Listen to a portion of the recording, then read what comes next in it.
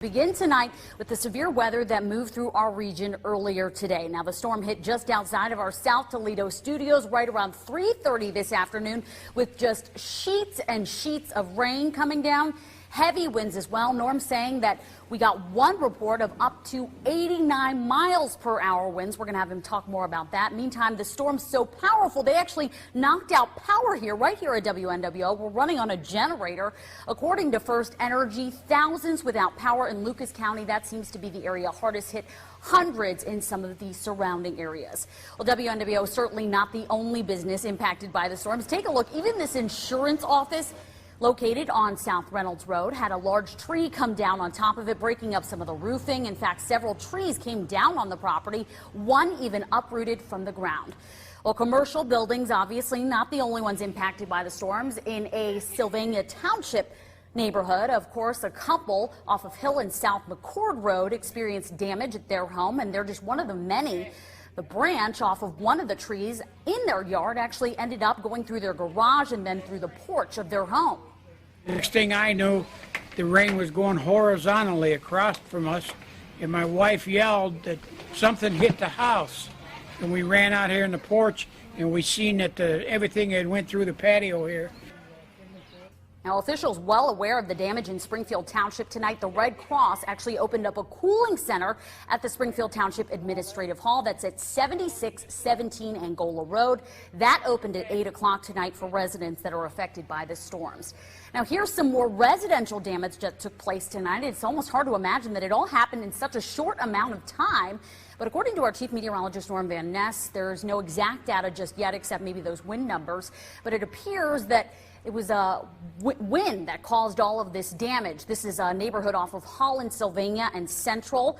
A microburst actually may be to blame for these downed and uprooted trees and power lines. Well, numerous roads also impacted by the storms today. We found trees in the middle of road at Bancroft and Reynolds. Police were out at the scene, of course, directing people away from the damage earlier tonight.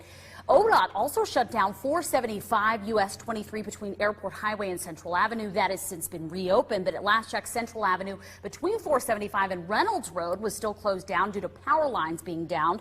475 US 23 was also closed in both directions at Blossman Road due to downed power lines. Logging onto the website WaldofFire.com, it's obvious the community support is there for the victims of the Waldo Canyon fire. That we've been blessed by quite a bit out here, and we just want to help where we can. A staff sergeant in the Air Force, Clint Lovelady, is used to lending a helping hand, but he's just one of the dozens of private citizens taking to the web, trying to assist both displaced families and pets. We've offered up our home, our ranch. We've got lots of space out here, and it would be very selfish for us to keep it all to ourselves. Lovelady has already taken in a horse belonging to a disabled vet and is expecting another 4 on his 35-acre property by Friday, but has been reluctant to open the inside of his Peyton home to outsiders. As you see with almost every catastrophe, Katrina, even 9/11, that there's a lot of people who aren't of good nature that are trying to cash in on this. The United Way and Red Cross share Lovelady's concerns and are encouraging folks to leave boarding evacuees to the shelters and hotels unless you already have a connection with the victims. Of course, if you are looking for a home and you are interested in possibly opening your arms out to some of the people in this community that have been evacuated, you can go to WaldofFire.com. Reporting from Peyton, I'm Angi Gonzalez for Fox 21 News. Yeah, Greg, we're reporting live here from the Democratic National Convention here in Charlotte, North Carolina. We are inside the Time Warner Arena where several speakers have already taken to the stage. You may be asking yourself, though, why aren't we on the floor? We're actually in the press filing center where most of the media is because there's just so much limited space on the floor. I do want to show you, though, what it does look like on the floor. Earlier today, we were able to go down onto the floor, see where all the delegates were going to be sitting for tonight's events and for the events in the upcoming days. We were able to see some of our Michigan delegates where they were sitting. They had prime seating, not exactly on the floor, but closer to the stage. We spoke to some of the Michigan delegates that were there, and they said that they were pretty pumped for one of the speakers that is going to be talking tonight. He is the first Latino speaker to headline at the DNC. He is San Antonio, Texas Mayor Julian Castro. We talked to a legislator today to see exactly why it's so important that he is going to be taking the stage. Well, both of the Castro brothers are providing a lot of excitement and enthusiasm, and Julian is going to have the world as his stage tonight, and I'm really excited to hear how he talks about the policies of inclusion that the Democratic Party today is known for, and why that is important to our country. Now, no Michigan names taking to the stage tonight, but First Lady Michelle Obama is also scheduled to speak. Several other speakers. Of course, we're going to be following everything going on here at the Democratic National Convention for all of our WLUC-TV 6 viewers. Reporting live from Charlotte, North Carolina, I'm Angie Gonzalez. Back to you, Greg. Introduced to the crowd in BG by Ohio's Republican Governor John Kasich, the presumptive Republican presidential nominee Mitt Romney quickly laid out his 5-point plan for improving America to the hundreds in attendance. And number one, I'm going to take advantage of our energy resources, our oil, our coal, our gas, the pipeline from Canada. We're going to get America energy secure. In addition to that, restoring what he calls America's economic freedom from government interference, properly training the U.S. workforce, and balancing the budget, something he touched on during our one-on-one interview. Well, there are three real prongs to get that done. Number one, eliminate programs we don't need, like Obamacare. That costs $100 billion a year. Number two, take programs we do need, but return them to the states and grow them at the rate of inflation, rather than the way they're growing now, much faster. Several of those in attendance at today's town hall style event were able to ask their own questions. But an issue getting a lot of attention lately, requests for Romney to release more of his tax records. There's always going to be someone who says, give me more. Typically, this is a partisan effort on the part of the other campaign, again, trying to deflect attention from the issues people care about, good schools and good jobs. But rather than getting caught up in the negative, Romney is looking towards the future. Things are about to get a lot better in this country. I know it's going to take a different direction than we've seen in Washington, and we're going to get that new direction. Coming November 6th, we're going to change our president. A ladies' night promotion is nothing new in trying to drum up new business. I've seen it on TV. I've been watching the ad on TV. I kept saying, I'm going to go, I'm going to go, I'm going to go. What is unexpected is the number of women I encountered while attending Cleveland Outdoor World's most recent event for the ladies. We had at least 65 and some turned away. Well, surpassing the 15 to 24 female customers the retailer is used to seeing the first Wednesday of each month. It's ladies' night, and then you feel more comfortable when you're with people that are just like you, first-timers. Not initially geared towards the novice, Teresa Cleland says they started Ladies' Night years ago with the goal of giving women a place to practice and stay proficient. Now women like myself are coming in for another reason. Most of the women that I talk to now that have gotten an interest in guns is because the situation in this country is completely uncomfortable. They're not comfortable economically or politically. For Rosalind Wealth, who says her son is heading off to college soon, it's about being able to protect herself. I think women are just bolder now to where we need to learn how to take care of ourselves instead of relying on someone else. Wealth is not alone. According to a 2011 Gallup crime survey, the most recent statistics showed 23% of women reporting they own a gun compared to just 13% in 2005. Calling 911 is wonderful, but when the thugs putting their foot through your door, 911 can't get there soon enough. All right, nice. Okay, good. Which is why Wealth and I are preparing for the worst, learning how to load, shoot, and look into purchasing a gun before something bad happens. I would like something small and comfortable, but when I pull the trigger, I want you to be dead. But gun ownership isn't just about self-protection. For some, it's a sport. And once you get behind the barrel, it can be hard to ignore how thrilling and even therapeutic it can be. I think a lot of people correlate it to golf. Like all activities, shooting isn't for everyone. But for those ready to learn, the saying holds true. Practice makes perfect. Of the 4 years little McKenna May has been on this earth, she's battled leukemia for 2 of them. Now she's beat the disease, but is still dealing with the side effects of her treatment. She lost the ability to walk and talk and had to be retaught.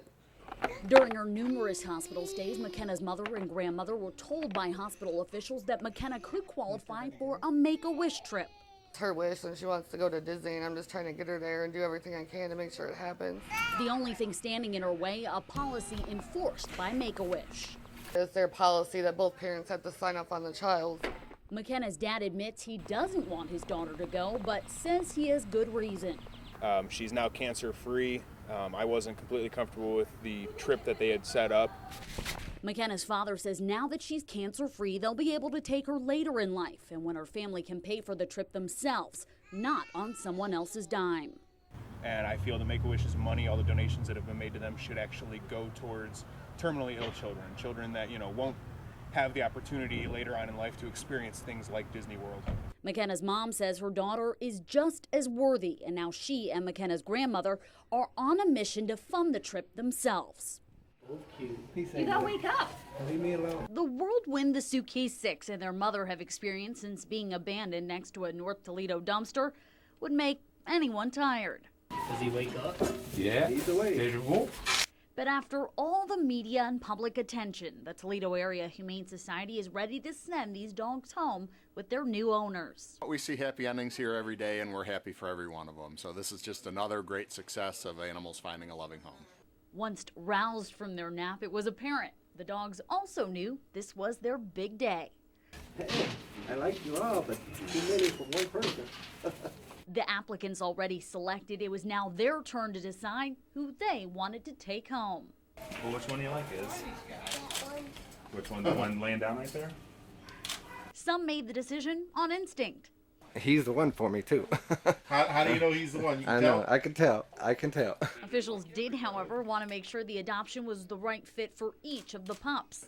People have showed up today. They brought their pets to meet the puppies and the mom, and assuming they make it through our regular adoption process, they'll go home with a new family member. Something the applicants are excited about as well.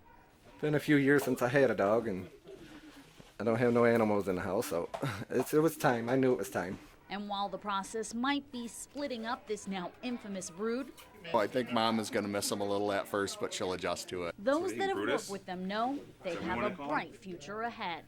They have grown like weeds. Holy mackerel, they're huge compared to the last time I saw them, but they all look great and they're ready to go. Bye. These images show just a few of the prescription drug busts carried out in the Midwest since May. They illustrate a bigger issue, one the FDA calls our nation's fastest growing drug problem. I tell parents, treat narcotic medicine in your home like it's a loaded gun, because actually more people are dying in our community from overdose deaths from prescription medicines than homicides and traffic fatalities put together. Just 3 years ago, prescription drug deaths in Michigan exceeded overdoses caused by cocaine and heroin combined. That's according to a Detroit Free Press article. It's a sickness. You use these drugs to cover up pain. April Shalo, a mother of 4, knows this firsthand. A recovering painkiller addict herself, she initially started taking pills for a back injury and continued to fill her prescriptions for a year with the help of a doctor. He kept upping it until I was on, 6 a day, I think, and it was Vicodin, and then he cut me off like that and got rid of me as a patient. No, this is dangerous and let's not do this. In order to curb this kind of abuse by both doctors and patients, the state of Michigan implemented its own prescription drug monitoring program called MAPS. The Michigan Automated Prescription System requires physicians and pharmacists to log scripts into a statewide database to keep an eye on who's getting controlled substances and from where. We found a doctor who works here that's taken things a step further. Now, he didn't want to appear on camera, but tells us that he does not take any new patients that want prescription painkillers or any type of controlled substances. April wishes she had met that kind of doctor when she sought treatment, but admits you don't need a licensed professional to feed this kind of habit. I was using with family members, but it was somebody very close to me, and he basically helped fund my habit. For that reason, April and her husband Kyle decided to organize their own drug take-back event to get unused prescriptions out of the homes where they might fall into the wrong hands. It's not a necessary thing. Ask your doctor for the non-narcotic pain relievers. A lesson Shalo says if you end up learning firsthand, may already make it too late. A lot of times addiction is in your genes, and you don't know until you take that first one.